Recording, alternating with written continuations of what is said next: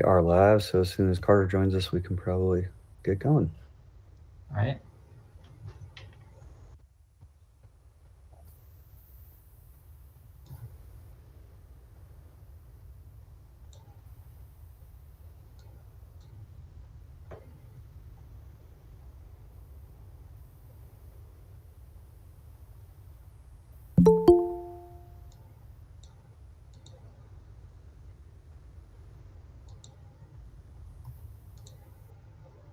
All right.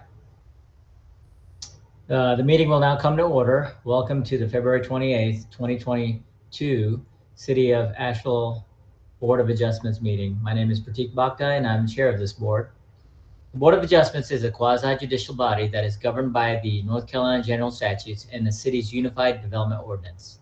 We are authorized to hear requests for variances from the city's Unified Development Ordinance, also referred to as the UDO, appeals from final determinations made by city officials charged with enforcement of the city's UDO, requests for reasonable accommodations, and other requests as may be provided in the city's ordinances. All committee members and staff are participating virtually. We appreciate your patience as we work through committee meetings online and a bit differently. We are streaming live on our virtual engagement hub, which is accessible through the virtual engagement hub link on the front page of the city website, and also linked on the Board of Adjustments page. We also have an option for the public to listen live by phone and participate. Dial 855-925-2801, and when prompted, enter code 9255. Again, I'll restate this for anyone watching or listening. The public may participate by dialing 855-925-2801, and when prompted, enter code 9255. The automated system will ask you to press *3 to be heard. And for those of you out there with us today, welcome. I will now go through and introduce all the committee members who are participating virtually. Please make sure to mute and unmute your microphone if you are speaking or not speaking. When you have a question or would like to speak, unmute your microphone. Please remember to mute your phone after you're done speaking. Committee members, as I call your name, please say a quick hello. Bill Newman. Good afternoon there. Paul Wazinski. Here. Carter Webb. Here. And Andrew Garrard, alternate. Here. Okay. Also with us today is our Assistant City Attorney, Eric Edgerton. I'll also ask that anyone speaking today, including staff, to state their names and titles for the record before speaking and be sworn in if you haven't done so at the beginning. To help our audience follow along, I'll state each section of the agenda aloud and do a vocal roll call for each vote. Additionally, I'll ask the committee members raise their hands, or you can chime in to speak, and I can also call upon them. We have several items on the agenda today. We have 3 items. However, our first agenda item is going to be the adoption of the minutes from January 24th, 2022. Board, we have our minutes. I'm seeking a motion for approval of said minutes. So moved. I have a motion. Do I have a second? Second. Second. Any discussion? Now I'll take it to a vote. Bill Newman. Aye. Paul Wazinski. Aye. Carter Webb. Aye. Andrew Garrard. Aye. And aye from me as well. Minutes have been passed. We will now begin the evidentiary hearings for the cases listed on the agenda. In hearing cases, the board conducts a quasi-judicial evidentiary hearing. That means it is like a court hearing. State law sets specific procedures and rules concerning how this board must make its decisions. These rules are different from other types of land use decisions like rezoning cases, which are legislative in nature. This board decisions are constrained by the standards in the city's ordinance and the facts presented at the hearing. The board hears and considers evidence presented at the hearing and applies the standards set forth in state law and the city's ordinance. The board must base its decision upon competent, material, and substantial evidence presented at the hearing. If you will be speaking as a witness, please focus on the facts and standards not personal preferences or opinions. Participation is limited. This meeting is open to the public. Everyone is welcome to watch. Parties have rights to participate fully. Parties may present evidence, call witnesses, and make legal arguments. Witnesses may testify as to facts to which they are competent to testify, so long as those facts relate to the legal standards. In addition, lay or non-expert witness testimony is limited to facts, not opinions. For certain topics, this board needs to hear opinion testimony from expert witnesses. These topics include projections about impacts on property values and projections about impact on traffic safety. For variance requests, 4/5 of vote of the board is required to grant the variance. For all other hearings and matters, including the adoption of the minutes, the decision will be made by a simple majority vote of the board. Witnesses must swear or affirm their testimony. At this time, we will administer the oath for all individuals who intend to provide witness testimony. If you would unmute your microphone for a second. Do you solemnly swear to affirm that the evidence you shall give to the board in this action shall be the truth, the whole truth, and nothing but the truth? I do. I do. I do. I do. All right, I'm going to hand this over to Mr. Chris Collins to present our first case. I can take the first one, Chris. Thanks, Matt. Okay. This is Matt Card. I'm an urban planner with the Development Services Department. Kind of on behalf of Ricky today, I'm going to present two of the cases. The first case is let's see here, the petitioner, Suzanne Godsey, also with Sitework Studio, on behalf of the owner, 5 Rock Place LLC, is requesting a variance to the sidewalk standards found in section 711-8B3 of the Unified Development Ordinance. The petitioner is seeking relief for a 215-foot portion of sidewalk as part of a building renovation that's currently underway at 25 Choctaw Street, formerly 5 Rockcliffe Place. Hey, Matt. Yeah. I want to pause you for 1 second. I think we might be having a online streaming issue right now. Okay. So let me check. I don't want you to have to repeat everything. So let me just see if I can get a reply here.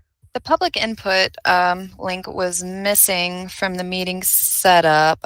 We're used to those being put in for us for the Board of Adjustment, but something was missed. It's in now. I've put it in manually for us, and I'm hoping that the page is showing us streaming now because everything else is working. It was just that missing link from the setup.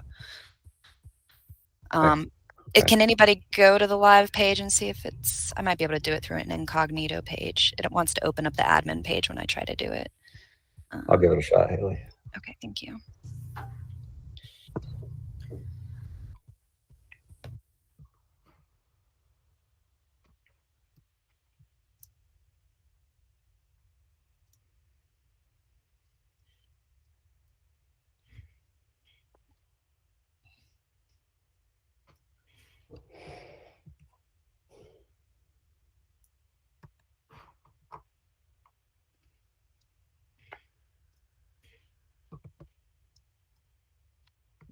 Hang on, the link I have is sending me to the wrong meeting here.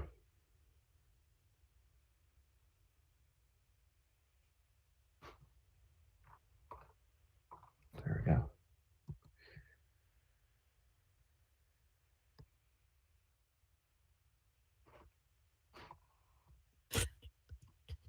Matt says he thinks it looks like it's working.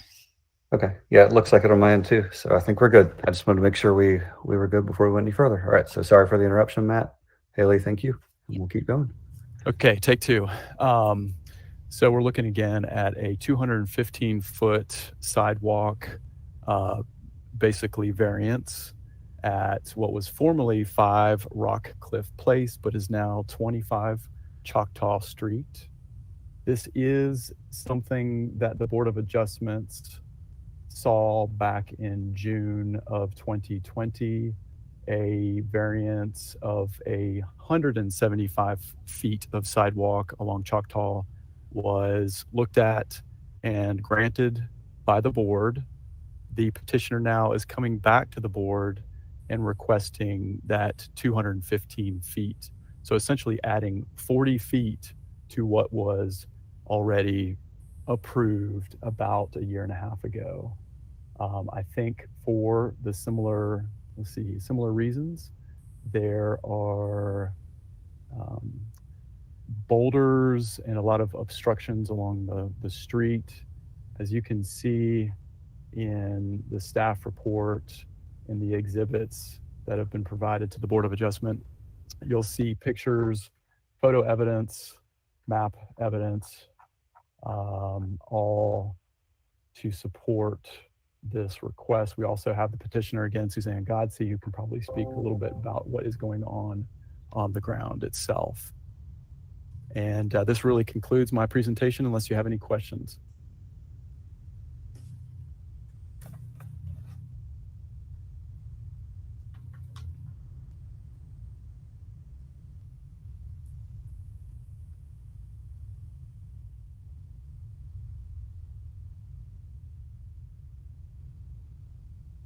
Okay, no questions. I'll leave it to the petitioner.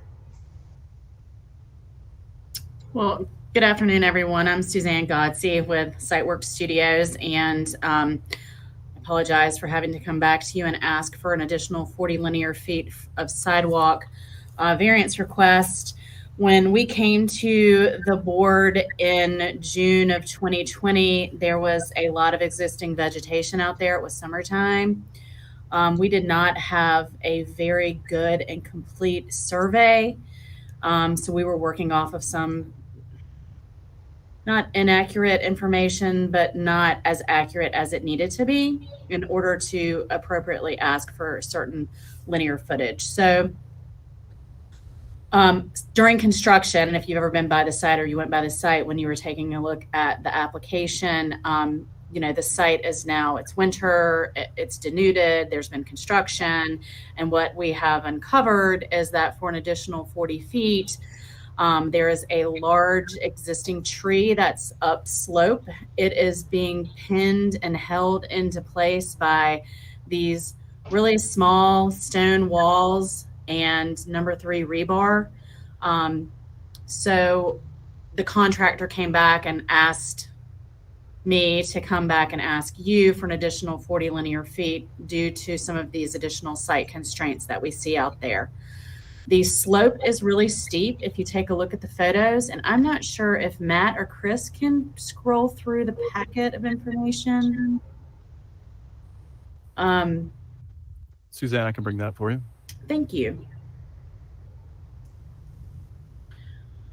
So I went out and took a couple of additional photos, and the gentleman in the picture is the geotech who wrote a letter that's also in the application packet. In his application, he stated that there should be no additional, thank you for pulling that up. If you go to conclusions, oh, well, either one. Yeah, so there's these were the photos that were originally submitted in July of 2020. So as you can see, lots of vegetation, and you can see the outcrop and the reason why you guys granted the variance in the first place. We've got a lot of site constraints to build a sidewalk essentially on one side of the street. There is sidewalk on the other side of Choctaw that does go down the full city block. So this was our original request, Matt, and that's just showing what it would take to install a sidewalk. This is what it would take to install a sidewalk with a 5-foot planting strip. So that made the walls even worse. So that was the original application. This application, this Exhibit 6 photo, if you'll hold that for just a second, Matt, these are pictures that were taken in January. And like I was mentioning, without vegetation, you can really see some of the site constraints, and you see that large tree that's at the top of the slope that's being kind of held in place. It's kind of a question of, is the tree holding the slope in place, or is the slope holding the tree in place? It's kind of one of those that I think they're working together right now to hold all of that into place. So this last little portion between where you see the brand new poured concrete and that flag in the distance is the additional amount of variance that's being requested. That, yeah, if you can see that right there. So the geotech was out there at the time. He was taking a look and making some calculations of the existing slope, how steep it was, the quality of the slope. And based off of that, he basically stated that, you know, there should be no disturbance, no more disturbance on this slope if possible. So with that, I open it up to any questions that you guys may have of me. Again, I wish we had asked for more to begin with, but we thought we were requesting a fair amount and what was right and not being over egregious in our request. And so that's why we're back. Okay, questions for Ms. Gotzi?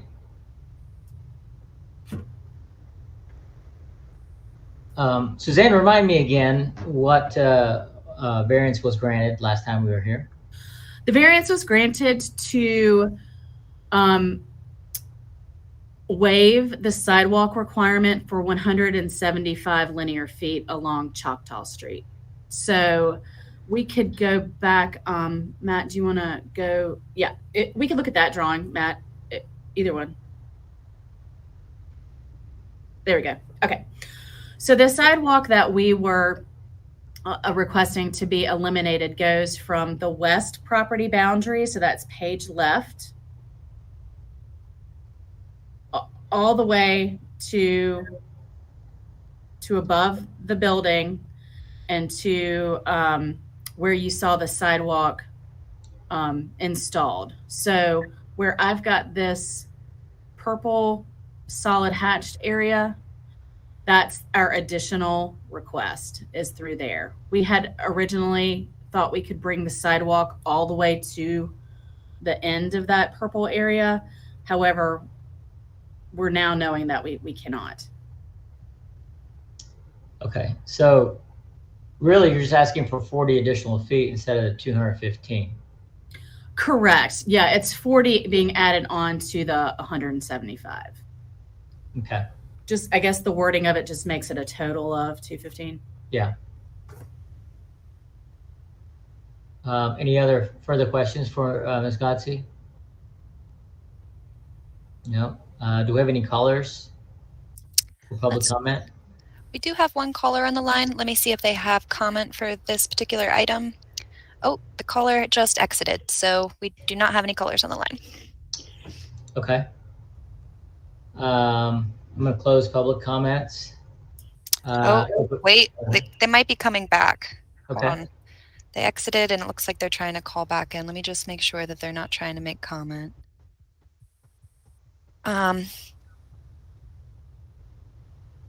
Caller, you are live. It's getting them connected.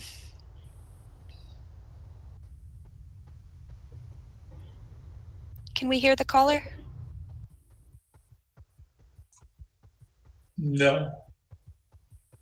Huh. It's so weird because I can hear them through the conference bridge that's going on my phone right now. I've never had this glitch happen. This is new for me.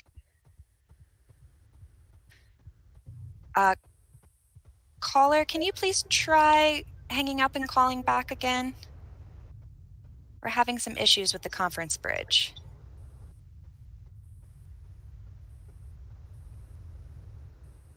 Because they're able to hear me speak and us speak.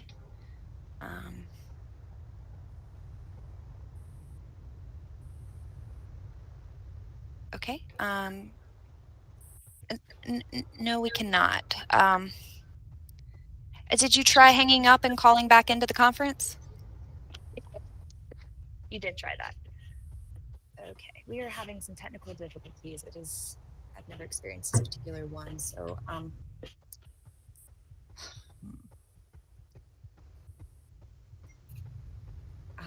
I guess I could try to relay what they want to say.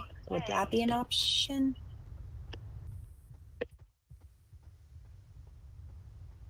Has anybody ever experienced this glitch before that could provide some guidance?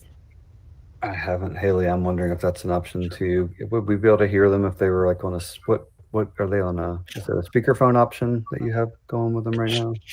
I can try to cast my speakerphone through, like, not sure how it's going to sound, but Not to go too low tech on us here, but well, hold on now. My mic is hot.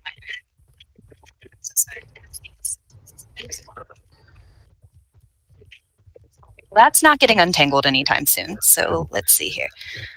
All right, caller, if you could try pressing *3 again.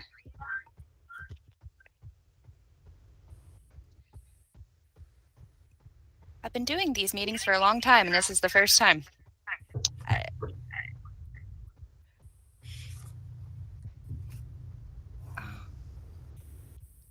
They are, looks like they're trying to enter this to the speaker queue again. Okay. Caller, please try speaking again. It's getting them connected.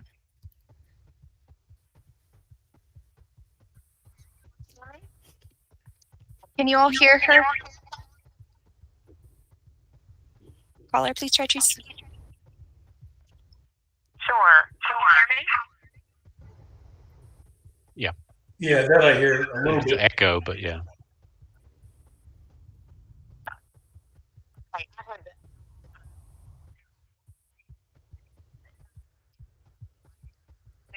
Yes.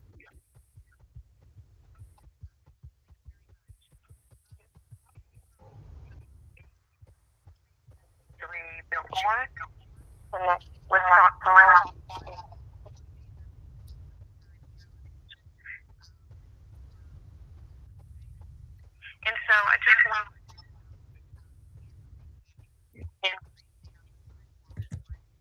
I'm not sure. I don't think that's working out for. It's not working. Yeah. This makes no sense.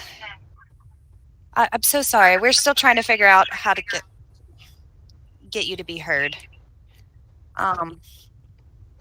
Haley, can you hear her okay? Directly into the meeting. Yeah, I don't see what that would hurt. Okay. Say I can call the caller and bring them in on this line I'm on, Chris, if I get their phone number.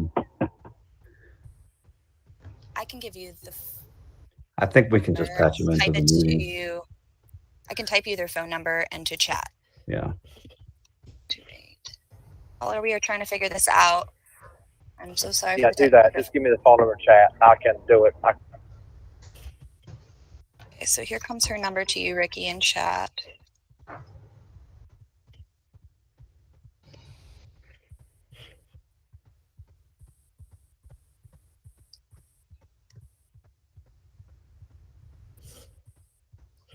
Okay, I'm going to call her here. I'm going to add a call. I'm going to mute and I'll come back when I get them. Okay. Caller, Ricky's going to be calling you and adding you that way.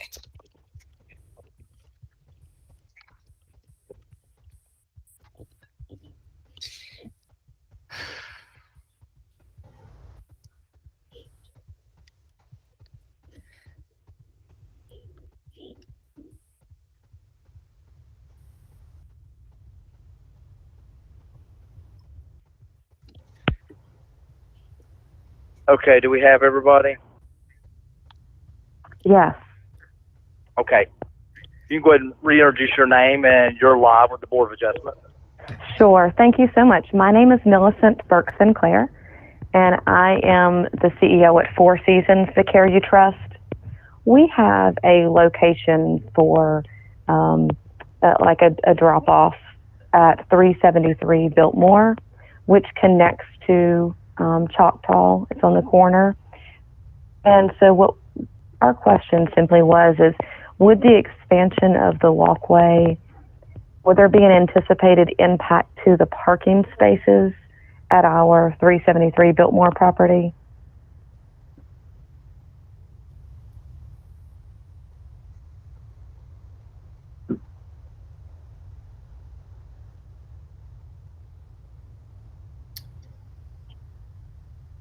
is that a question for the applicant? I don't know where 373 Biltmore is, but the variance. It's right on the corner with Choctaw. So they're right there connected to each other. You turn on Choctaw, and it just so happens that our address is slightly different. So the streets connect. So my question was just simply, would the expansion of the sidewalk and come near our area, which could potentially pose a parking impact, or if it was not? So the sidewalk that's installed now is that's adjacent to your piece of property is as far as that sidewalk is going to go. And the variance request is actually for sidewalk that's moving away from your property. So Okay. you're not impacted. That answers my question then. Thank you. You're welcome. Okay. Do we have any other callers? Okay. None? All right. Public comment is now closed. I'll open it up to the board for discussion and or a motion. I just have a question real quick, just so I understand, Suzanne. The purpose of the variance, that as I see it, is because of the slope and the tree that's in place, and it would disturb that area, right? And it's just that 40 feet that we're looking at. That's correct. Okay.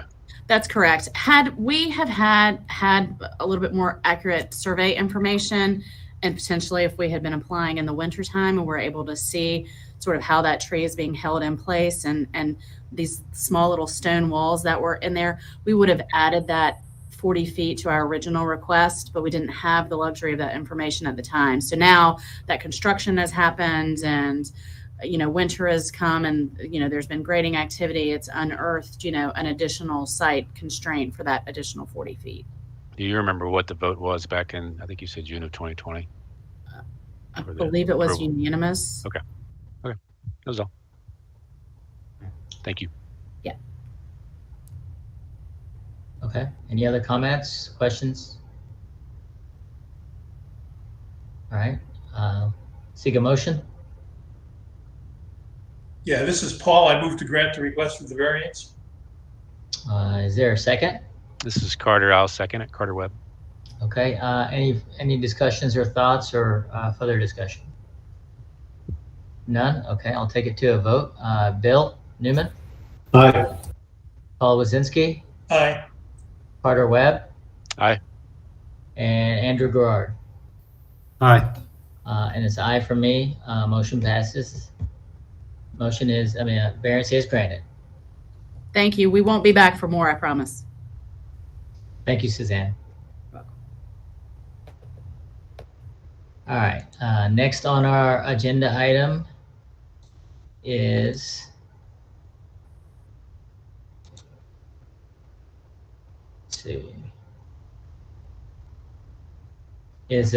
Andrew Smith requesting a variance for side setback requirements in section 784 F5 setback standards. All right.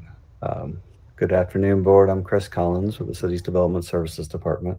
I'll give you a brief presentation on this application, and then we'll go from there. I'm going to go ahead and share my screen.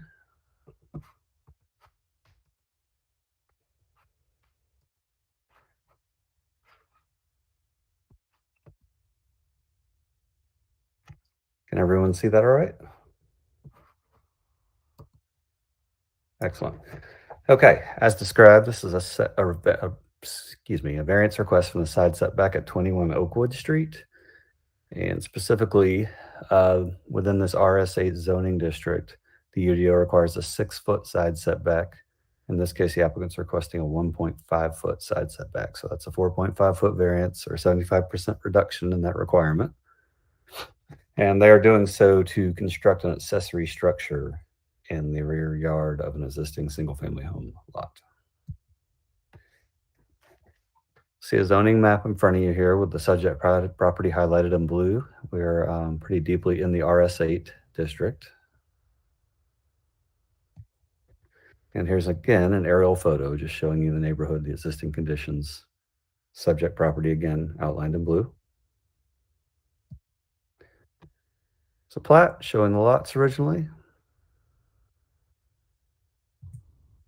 And the approved site plan. As you can see here, there was an accessory building approved along with the construction of a pool to the rear of the existing home.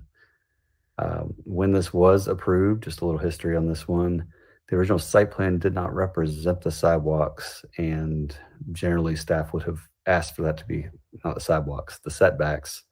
Staff would have asked for that information to be included, but both our zoning review and building review staff within the Development Services Department did not get into that information. So therefore, this was approved with a less than compliant setback. And they did get through the process with the construction completely built before anyone caught that and proceeded with the stop work order. One thing I'll note about the neighborhood, this is the same aerial photo we saw before. Again, subject site highlighted. What's been circled here are all the accessory structures in rear yards within this neighborhood. Now, no measurement has been taken on these. These are all on private property. That wasn't really an undertaking we can do, but a visual scan shows you these are all either on or very close to their property lines with the neighborhood. So there is somewhat of a precedent set here of accessory structures that are likely encroaching into that side setback. It's the same thing. It was a little easier to see through the aerial, but that's the same concept being demonstrated here. Here's a photograph taken showing the newly built structure. On your left, I believe, property line and another accessory structure on the adjoining property. So that's where normally, to be compliant, we would have 6 feet off of that red line. Another view of the same. And that also illustrates where many accessory structures have been built into that side yard within this neighborhood. Let's see, we have a neighbor's statement. Just basically, I was reading it just to be sure, but I'm basically saying the neighbor is comfortable with the placement of the structure, just as an FYI. And that is the end of that's the last slide I have for you. There were some building issues initially too, building code issues with the structure being that close to the property line, but that's been resolved. We've spoken with our building safety staff. Everything's been done that needed to be done to allow that wall to remain that close to the property line from a building code perspective. So at this point, we're just looking at that zoning encroachment or the variance request to allow the 18-inch setback. And I can take any questions you have.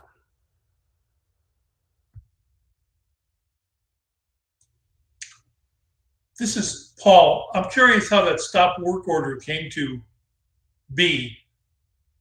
Was it as a result of anyone calling or what, do you know? There are, this is my understanding of how the situation played out. There's several different inspections that have to occur throughout the construction or the inspection and permitting process of a structure like this. I believe the first inspection that happened was a footing inspection. There were some issues with that footing inspection. And I'll say that footing inspection is usually that first check to make sure you're meeting that setback. They came back to re-inspect that footing inspection later in the construction process. And it kind of dawned on our building inspector there that the setback was not being met. So I'm not aware of a complaint. I think it was uncovered through the inspections process. Okay, thank you. Sure.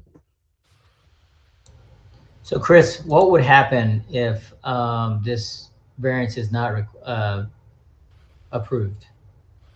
So if the variance were not approved, the structure would be required to meet the 6-foot setback. The structure is in place, has passed all its building inspections.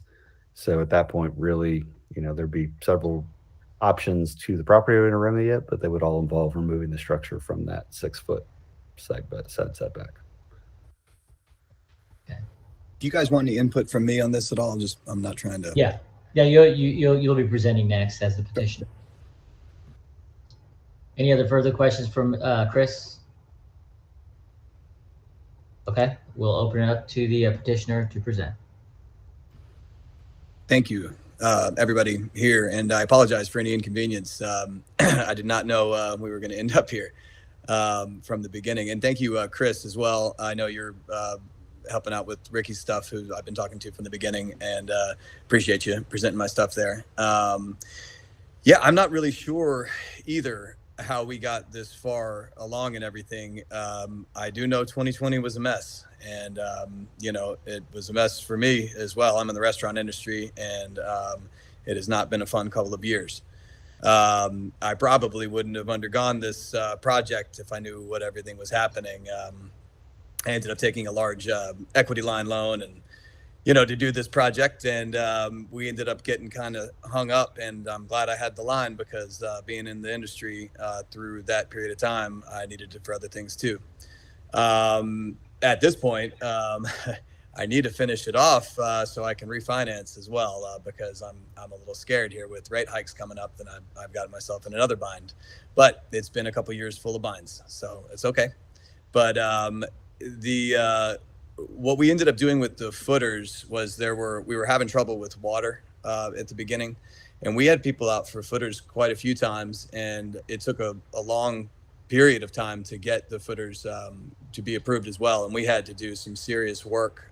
We put a ton of gravel back there, dug out some huge spaces to make the footers work where they are as well, which would be another problem for moving a building, although I'm really not sure how that would work at all. But regardless of it, we did figure out how to get everything dry, and we also solved a couple of our neighbors' drainage issues along the way too. So it's much drier back there and doing quite a bit better. My direct neighbors, who have a very large outbuilding right on the property line as well, are the ones. One of the reasons we put the building there was because it makes sense in these long shotgun lots that the outbuildings are on the sides. There's really not a rough room to go in 6 feet on either side, even if you know, and I probably would have gone through this process in 2020 had I been more aware, and I apologize. But with these long, narrow lots, it just makes sense to have outbuild. That's why they all are on the edges of the lots. So they have a large cinder block building. In all honesty, it's not the most attractive building in the world, and putting a nicer, newer building out there felt really good for my situation. I just wish I'd done this first. So my apologies again. Looking through this though, also, I thought the application was for 5 feet with a 1 foot setback. I didn't know it got changed to 1.5. I'm not sure if it will make a difference. I'm just not sure exactly where the property line is. So 1.5 may be fine, but originally it was 1. I just didn't know that change. So that's a question I have, I guess. But I do think there is a precedent set here, and if anything, I think I've really helped the neighborhood. This was an old rundown house with a jungle in the backyard. And it's a whole different thing in my neighborhood now. My neighbors love me. I love them. This neighborhood is great. I have 3 little boys that are in this backyard all the time, and it would not have been applicable, 2.5, 3 years ago at all. So, I think I'm a good part of the neighborhood. I'm a good neighbor. I'm a businessman in the area, and I appreciate you guys, hearing me out. And it won't happen again for me either. I promise I've learned my lesson. We'll do this in the front side of things.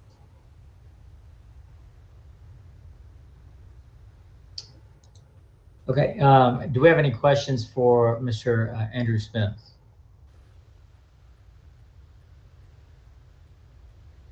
Okay, none. Do we have any callers?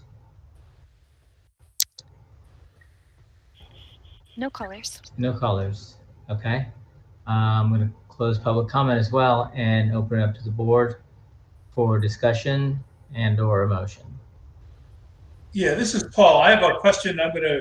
I guess for Mr. Edgerton, if I wanted to make a motion to approve the request for the variance, could I make it subject to changing the request so that it's 1 foot as opposed to 1.5 feet, just in case it's 1 foot, in fact? You could. Yeah, I don't think there's anything prohibiting you from doing that. the meeting was noticed with the 1.5 foot in there, but I think that we've been discussing this issue publicly, and if anybody has any comment on the revised motion, they can be heard now, but I don't think there's anything prohibiting you from revising it to 1 foot. So Paul, if you do it to 1 foot, that would be an 83% reduction. Okay. So if there isn't any other discussion, I'll move to approve the request for the variance subject to changing it from 1.5 feet to 1 foot. Okay. Do I have a second on that motion? Second. Andrew Garrard. Okay, discussion?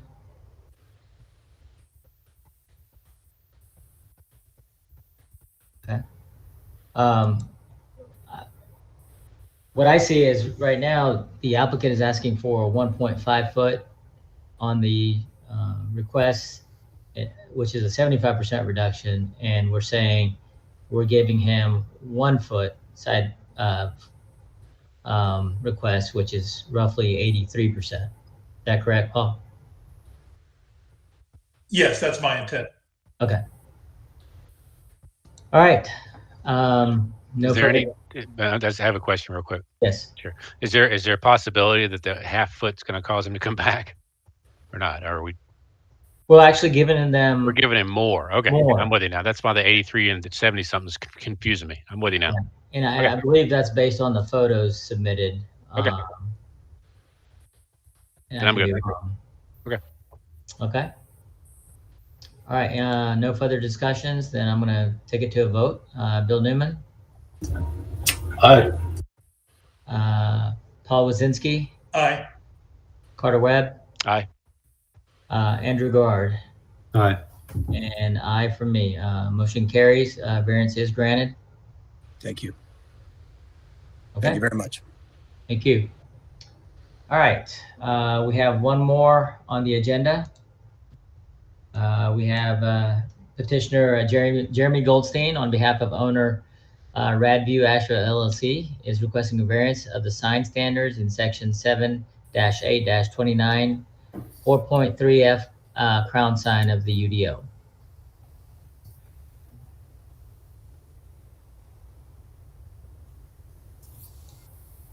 All right, I can take this one. Again, this is Matt Card. I'm an urban planner with the Development Services Department. The petitioner, Jeremy Goldstein, on behalf of the owner, Radview Asheville LLC, is requesting a variance to the sign standards in section 7-8-29, 4.3 F, and that's for specifically a crown sign, and we'll talk about that here in a second, of the UDO. The petitioner is seeking a modification to the design standard requiring a crown sign to be painted directly onto the building wall to allow flush mounting of painted metal lettering. The new building will be located at 20 Artful Way and is identified in your packet of information. Let's go through the exhibits and packet information here. So as you can see here in Exhibit 1 that's been provided by the petitioner, we've got the proposed sign. They're using, on the facade, they've got a ribbed metal finish to it, which they cannot paint a crown sign on it. So they're proposing this type of sign instead, which projects out of the wall just a little bit, about 2.5 inches is what it looks like. So Exhibit 3, looking at the metal panel that they're using for the project. Here, Exhibit 4 is an aerial of the project itself. And within staff report and staff's exhibits, you'll find the requirement and what a crown sign actually is. Here is the requirement, and this is specific with the RAD form-based code and T. They have specific signs allowing crown signs, and essentially what a crown sign is just a large painted sign at the top of the building. And it's supposed to be painted and not project. And it specifically says in there, if you can see in Exhibit C, the description at the top of the page there, it talks about what it should be. So essentially what they're doing is requesting a variance to that section where it's required to be painted, and they're going to use the lettering. I think that pretty much concludes my presentation unless there's any questions about this. So I have a question. So when this went through all the approval processes, was the crown sign taken into account for when that was being designed? Yeah, usually we don't. I mean, with a conditional, I think this was actually a level 2, if I remember correctly. Mm-hmm. So usually we don't. With a level 2 project, we do not look at the details of signage and things like that. They'll come back later and apply once they've already gone through the approval process, and typically constructed the building. They'll come back to city staff and submit a sign permit for the sign specifically. And so in a level 2 project, we don't look at that ahead of time or with that development review. Okay. Any further questions for Mr. Card? No? Yeah, hi, this is Paul. This could be either for Matt or for the applicant, but is it correct to assume that the size of the proposed sign is not going to exceed the size limit in the ordinance?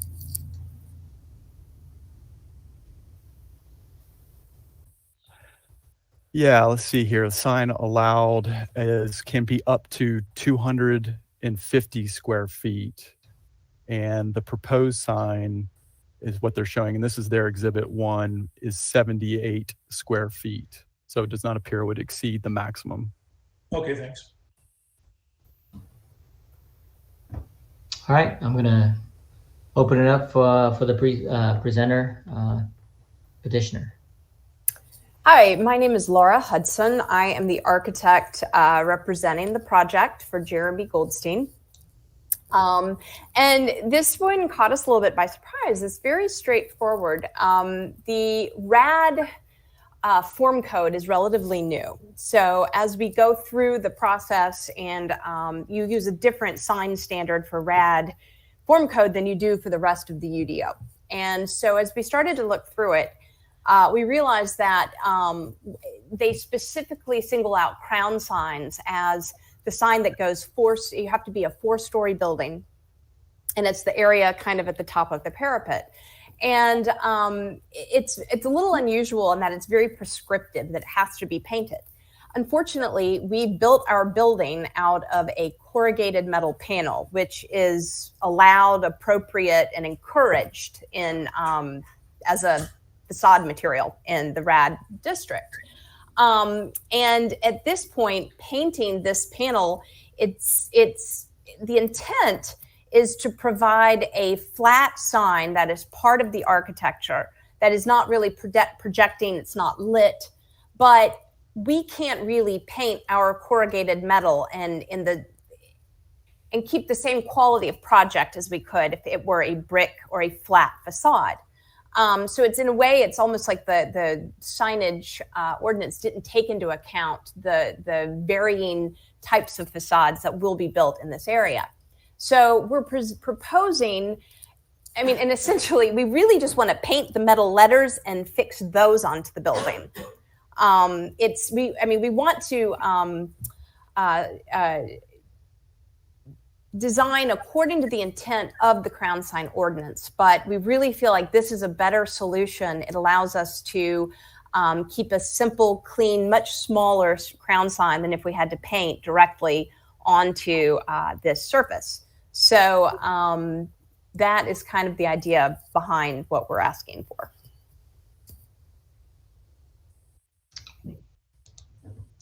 Okay. Yeah, this is Paul. I have one question. Are you proposing to add 7 individual letters, or are you putting 7 individual letters on a background and attaching that whole thing. No, we'd like to just to attach 7 individual letters. And that's how we would go about, if we were to paint the sign, that's exactly what we would do as well. Just paint the word Rad View on the top of the parapet. But because our surface is corrugated, it's hard. A painter can't get up there and paint something like this up there. Okay, gotcha, thanks. Is that it from the petitioners? Okay, I'll open it up for public comment. Do we have any callers? No callers on the line. Okay. Close public comment. Open it up to the board. I'm seeking a motion and or comments.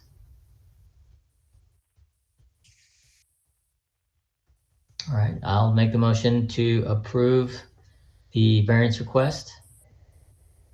Do I have a second? This is Carter. I'll second it.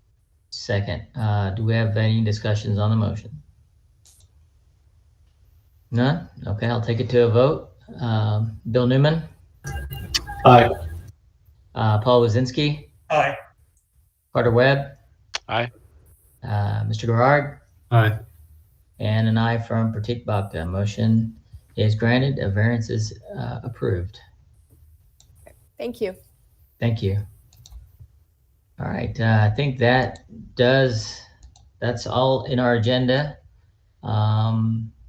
If there are no other objections, we will adjourn. No objections? Okay, motion carries. We will adjourn. Thank you, guys. See you later. Thanks, y'all. Have a good week.